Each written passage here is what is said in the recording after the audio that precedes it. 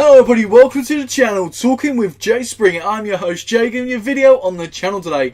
Hello guys, welcome to the Journey to Avengers Endgame YouTube series. This is Ant-Man movie review. Hopefully you guys enjoyed this. If you do, smash that thumbs up, comment your thoughts and ratings down below on the movie.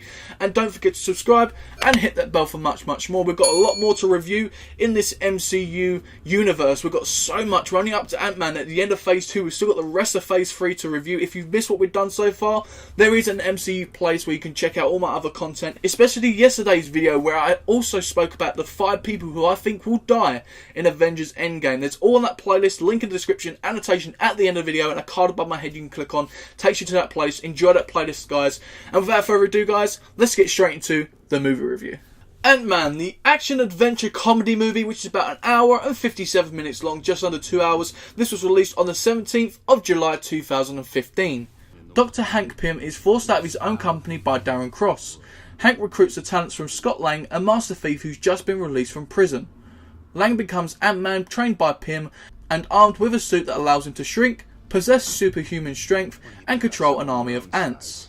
The small hero must use his new skills to prevent Yellow Jacket from perfecting the same tech and using it for evil. The good points. Now, the good points about this movie is it's so fun and enjoyable. I was laughing throughout the whole movie. Obviously, there was some emotional sequences in this, but the majority of the movie was so funny. Whether it was certain characters just being comedic, it was just a great, enjoyable movie. I just loved the way that this movie didn't try to be one of the big hits. It knew it was a small movie for a small hero, and it just executed and made it feel so unique. The cast in this movie were amazing yet again. The MCU just picking their talents so perfectly. Some of these talents, even like Paul Rudd and people like that, they just don't seem to be people that would be picked for that role in other movies. Paul Rudd was the perfect fit for Scott Lang. Whether it was him being as Scott Lang or Ant-Man, I think he came off with a lot of comedy, he came off with a lot of emotion, and just fitted it perfectly. The genius, the man himself, Michael Douglas, as Hank Pym, was completely amazing. Whether it was from the beginning when he was younger with the CGI just looked really good on him. Whether it was his past story, that could even be a movie itself. The guy was just so great on screen. I was always connected with him throughout the movie. Evangeline Lilly as Hope was a very emotional and likeable character throughout the movie. Really done a great job. Wonderful actress. Really well done in this movie. I've seen her in a lot of movies, and this was by far one of her best.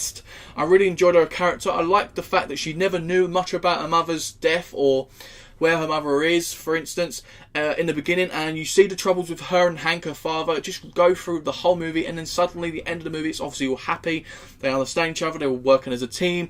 I just loved the whole thing. I think she was a very enjoyable character. The chemistry between Hank, Scott and Hope was just really good. Whether it was them bantering together, whether it was them having an emotional sequence together, they just really performed well on set. Michael Pena on this movie was so hilarious. His storytelling sequences, how he gets so excited, his comedic side was just very underrated and so enjoyable to watch over and over again in the MCU.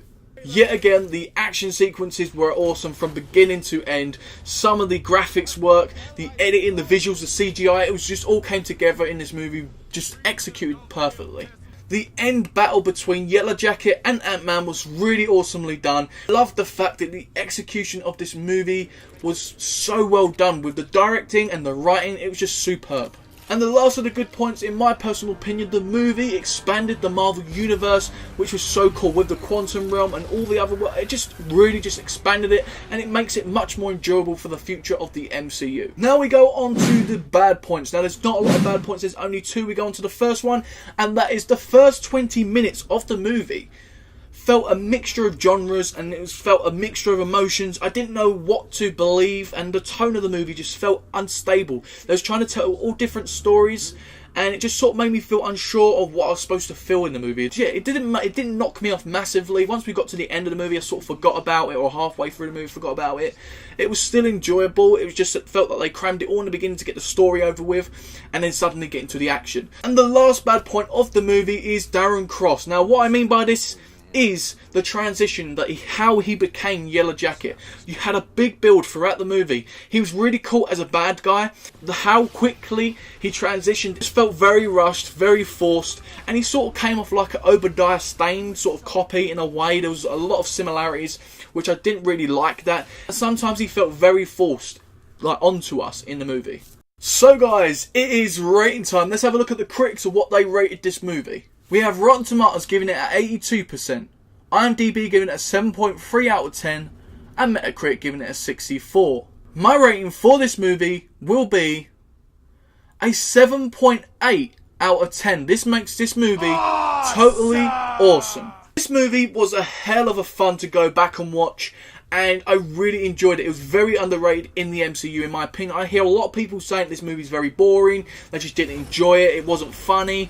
Me personally, I find it so enjoyable, and I just think the only reason it's so underrated in the MCU is because of them big films. Obviously, like you've got your Civil Wars, your Infinity Wars, the Winter Soldier, and films like that really knocked this film down. If we didn't have them big films, this movie would be up there with the best, in my personal opinion. I massively recommend this movie to anybody, whether it's families or whether you're just home alone want to watch it, or if you're with friends. This movie is just enjoyable for anybody. It's such a cool basic story which is so enjoyable. So guys, Ant-Man got a 7.8 out of 10 from me. A totally awesome movie. Let me know in the comment section down below your ratings and your opinions on Ant-Man and any of the other MCU films. Don't forget to go ahead and check them out, my reviews, and give me your opinions on them as well. There's a bunch of stuff in the MCU playlist. You don't want to miss that playlist.